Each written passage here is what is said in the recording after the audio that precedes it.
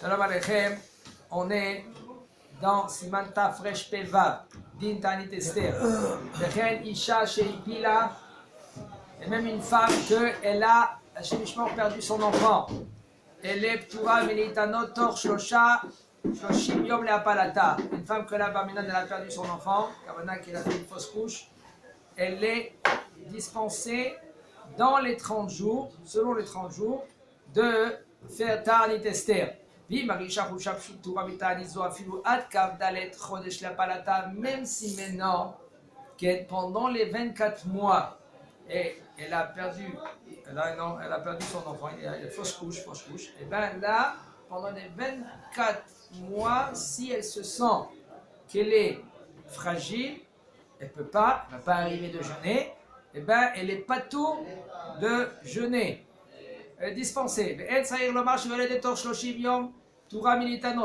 c'est sûr que c'est à forte raison qu'une femme, qu'elle est 30 jours, dans les 30 jours de son accouchement, qu'elle est assoura l'it'anot. Elle est assour.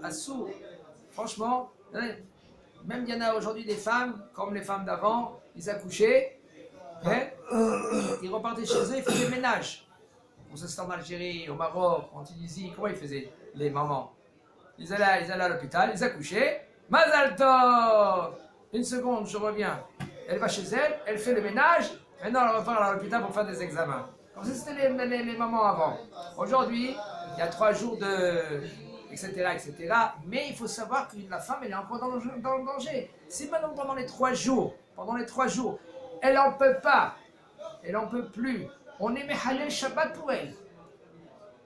On l'amène en ambulance, on prend la voiture tout de suite, on l'amène à l'hôpital pendant les 3 jours après l'accouchement. On mérite un irotza, mais halalim Shabbat. On est halal Shabbat, c'est pour cela. Dans les 30 jours, non, mais quand même, c'est ça s'appelle Chola Shen Basakana. Il faut faire très attention.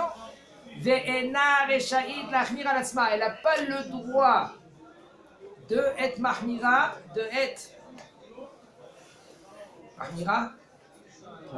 pointilleuse, de faire le jeûne. Je vous dis franchement, ce jeûne Tanit Esther, c'est un jeûne qui est plus qui. Même qu'un homme qui est très très fatigué, pas fatigué parce qu'il a fait un voyage, il ne fait pas le voyage, mais il est fatigué, c'est-à-dire qu'il a très mal à la tête. Il n'en peut plus. La migraine par exemple, eh ben, il est dispensé de faire Ta'anit. Ce Ta'anit-là.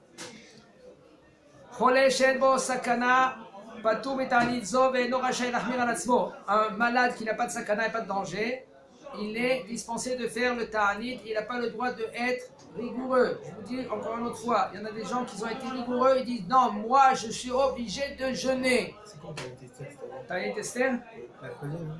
Ta'anit Esther, c'est la nuit qui est avant pourri. Le jour qui est avant pourri. La nuit, ça commence du jour. Alors à partir de l'aube, c'est le 13, et après le 13, maintenant la nuit, alors on fait Mincha Arvi, tout de suite après on fait la Kriyat Megillah, celui-là qui font le 14, et après, avec Kriyat Megillah, on rentre chez nous et on va manger. Mais, je vous dis entre parenthèses,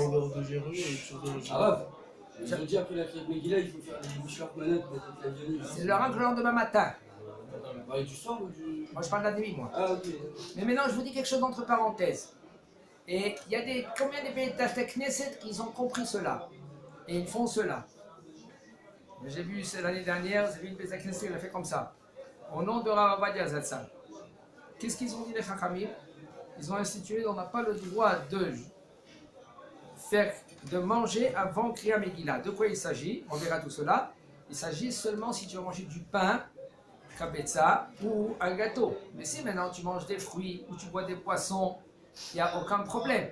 C'est pour cela, un homme que lui, qui croit qu'il ne va pas tenir les 3/4 d'heure de la Kriyat Megillah, la lecture de Megillah, c'est bien qu'à la Beit Knesset, quand il voit il y a des vieux, il y a des personnes un tout petit peu âgées, ils ne peuvent pas tenir encore 3/4 d'heure ou 1 heure après le jeûne, c'est bien d'instituer dans la Beit Knesset, de leur dire, écoutez, on fait Arvit, il sort le jeûne, on se met dans la salle à côté, il y a des fruits, il y a des boissons, un petit café, un petit thé, dans 10 minutes, on attaque la Kriyat Megillah.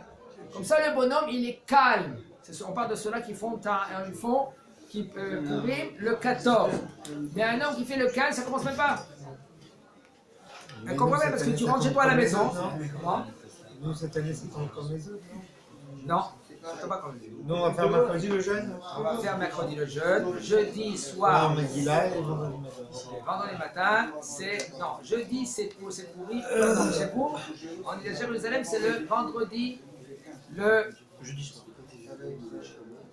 jeudi soir et vendredi. En grande nuit. Même si un homme, lui, maintenant, il est très fatigué. Si un homme il est très fatigué, et puisqu'il est très fatigué, il ne peut pas maintenant jeûner, eh bien il est dispensé de ce jeûne-là. Même si c'est un vieux que lui, qu'il est un peu âgé, un peu vieux, et il est fatigué, il est pas tout, il est dispensé de faire ce ta'anit-là. Il n'a pas le droit de faire ta'anit. Même un homme que lui, qui a mal aux yeux, il ne va pas faire ta'anit. Des fois, il y en a des gens qui ont mal aux yeux quand ils font ta'anit. Et c'est pas bien. Alors, dans ce jeûne-là, tu peux t'arrêter même au milieu pour ta'anit Esther.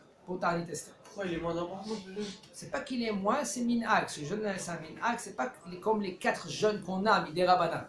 Ce jeûne-là, il n'est pas parmi ces 4 que les Chacham ils ont institués et qu'ils ont dit tous ceux qui ne font pas ce jeûne-là, c'est-à-dire que lui qui sort de l'assemblée, eh ben, il va perdre, il ne va pas être avec l'assemblée. Quand Bezat Hashem va amener le Bet Amikdash, eh ben là, tous ceux-là qui ont été Betsar, avec la peine avec Am Israël, pour la solution du temple, alors là, ils vont voir aussi qu'on va construire le temple. Et si un homme dit, écoute, moi j'étais pas là-bas, j'étais pas à l'époque. Parce que celui-là, il n'est pas caché au temple. Exactement. C'est le seul qui n'est pas caché au temple. Il nous dit le Rav, il nous dit, quand maintenant cette personne il était fatigué, il était malade, il ne peut pas jeûner. Quand Bezrat Hashem tu vas être en bonne santé, là tu vas faire le ta'anit. Et là, seulement si maintenant il a mangé, que le docteur il a dit que tu peux manger et que tu dois manger. Et notre sœur, il faut attendre. Et même une femme qu'elle a enfantée, une femme qu'elle elle est pendant les 24 mois de l'accouchement, aussi elle est dispensée, elle n'a pas besoin de se rattraper, de rattraper le jeûne. Même un homme que lui, une femme qu'elle est en bonne santé, il ne faut pas qu'elle se retire de ce jeûne-là, obligée de jeûner.